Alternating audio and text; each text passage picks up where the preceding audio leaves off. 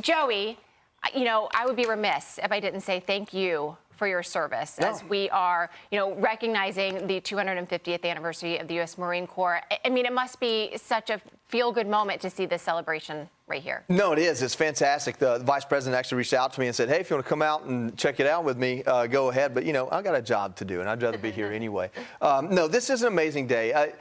Gavin Newsom couldn't look more like an idiot. Number one, they're not live rounds. They are shot with, they're fired, but the round itself is not going to land on a car and blow it up. Not to mention we do this all the time. The area on both sides of that interstate is training, and we train there all the time. That's number one. So Gavin Newsom shut down the interstate just to make people mad, not unlike, the infamous Chris Christie Bridge, right? Just to make people mad at President Trump, and I don't think it's going to work. If it does, Southern California was a little bit of a lost cause anyway. But what I will tell you about the Marine Corps is back on 10 November 1775, Captain Samuel Nicholas decided to post up a paper at Tavern in Philadelphia, Pennsylvania, and say, if any of you scalawags are mean enough to jump on a ship with a musket or a sword and take on a landing, an amphibious assault landing, to jump off the ship and onto shore and kill the bad guys or jump onto the other ship. If any of you want to be leathernecks, wrap leather around your neck so that when they try to cut you, they can't and you can stab them in the heart. Go ahead and sign up. And a bunch of drunk guys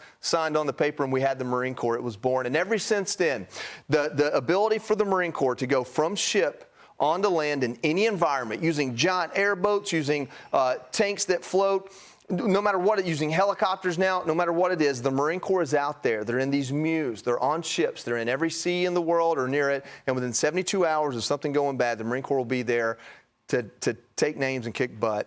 This is a celebration of it, and we should celebrate it because it's very unique, and it's one of the few things that make our military unique among all militaries. It's such a point of honor and pride for all of us Americans to see this, and it's so great to see this on the heels of that amazing military parade, Kaylee, that we just saw a few months ago. It makes us all remember what makes America great, and it's because we have brave men and women who volunteer to put their country ahead of themselves. I'm thinking about my brother, who also made a similar service in the U.S. Marine Corps, and so proud of him. But I think it's no surprise now that as we see this celebration under the Trump administration, that we're seeing an increase in the number of people stepping forward to serve in the military as well. Absolutely. My brother serves in the Navy and actually made the decision to re-enlist in large part because of the election results in November, because he wanted to serve under President Trump and under Vice President J.D. Vance.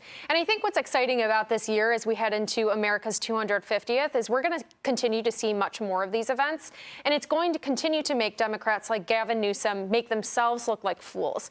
As Joey mentioned, Gavin Newsom's statement here, where he was accusing Trump of trying to use the military to intimidate the public, that's not what this was. This was a celebration of our troops, a celebration of the Marine Corps, and to try and twist that and make it into something that it's not, the public isn't going to buy that.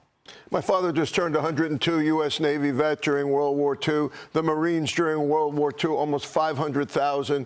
Expanded amphibious landings, 87,000 wounded or lost. We honor them in World War II because they beat the Japanese. We talk all the time about the Nazis, but we wouldn't have beat the Japanese without the U.S. Marine Corps.